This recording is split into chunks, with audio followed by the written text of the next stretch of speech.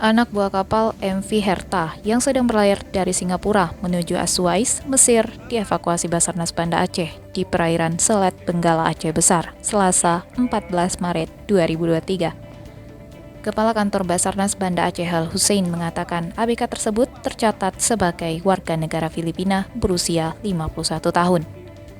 Dia dievakuasi karena mengalami pembengkakan pelipis mata sebelah kanan akibat terkena trail block rantai mesin kapal yang terlepas. Al Hussein menerangkan sekitar pukul 7 pagi, tim rescue Basarnas Banda Aceh bersama SAR gabungan bergerak menuju titik temu menggunakan KM SAR Kresna 232 untuk melakukan evakuasi. Kata Hussein, setelah dilakukan pengecekan, korban kemudian dievakuasi ke pelabuhan Ulelu untuk diberikan pertolongan medis.